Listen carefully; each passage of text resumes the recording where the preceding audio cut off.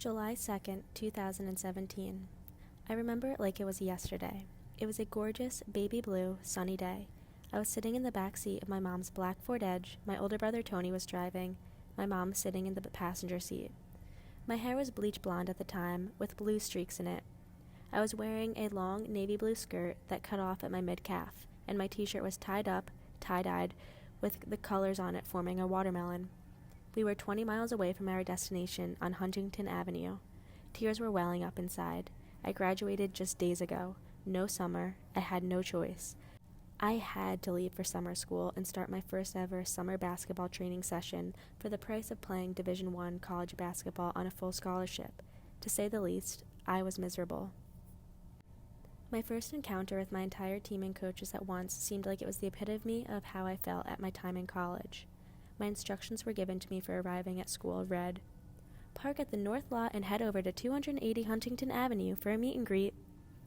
As we walked through the doors, my heart was racing, my hands were shaking, my eyes were swelling, and hiding behind the sunglasses I purposely left covering my eyes, my sadness, misery, and estrangement. I felt so detached. I knew no one's name, and I looked so different compared to everyone in their athletic clothes. But I knew from that point on, at the meet and greet, that was where my journey of some of my toughest, most vulnerable, gratifying, resilient, and exciting moments began. My first year of college felt a little bit like this. I walked into a brand new team in which everyone there already had very tight bonds, friendships, jokes, and stories. I stood there clueless. I felt like I didn't fit in, there was no room. It seemed like their past memories were all they had to talk about, and I was the stray island off to the side. I wasn't there, I won't fit in, I kept telling myself.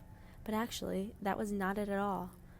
I did fit in, right where I was supposed to be. I was meant to be in an island on my own. That is what I enjoyed most. I did not have the same work ethic as my teammates. I was fierce, and people started following me. As a 5'3" girl, I did not have to change my work ethic, my style, or anything else about myself in order for people to like me. Over time, I started to learn things about these people, their jokes, and who they really are. Things started to make sense. November 14th, 2017. I woke up ecstatic. The day I had been waiting for. Game day. I didn't know what to expect from the coach, if she would play me or not. All I knew at the time was two things. I wanted to play more than anyone on the bench, and I was better than most people on my team, with a much better basketball IQ. The whistle blew, and it was game time. The second the clock started, I was itching at my seat on the bench. I sat close to the front so the coach would see me, always ready, always watching precariously, and always cheering. "Stella, come here, you're going in." My heart dropped, my stomach sank, and I was going in, and it was only the first quarter. My hard work, tenacity, and grit were all paying off. The long, sweaty, gruesome early mornings and late nights spent at the gym finally had some gratification. In the first half, I scored only one free throw, but by the second half, I was lighting up the gym. My senior year of college, I had a lot of overwhelming emotions come over me. For one, the COVID-19 pandemic hit. My entire season was affected. My parents couldn't come to the games. We weren't allowed in our own locker room. We couldn't shake the opponent's hand after the game. Everything was so different and I felt so alone. However, during my entire season, I had one thing sitting in the back of my mind, getting my 1,000th point. February 14th, 2021. With only having 27 points until I reached 1,000, the game began. The energy was loud, and we started off hot. Everyone's shots were falling, people were diving for loose balls, and we were like a suffocating wind in our opponent's face. By the start of the second half, I had 8 points. The excitement and edge spilled into the second half.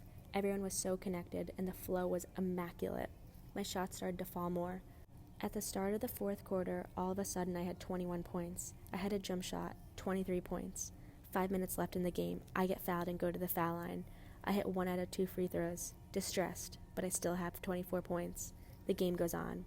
With just 28 seconds left in the game, we are up by 7, and the other team has to foul us, and we get to go to the foul line.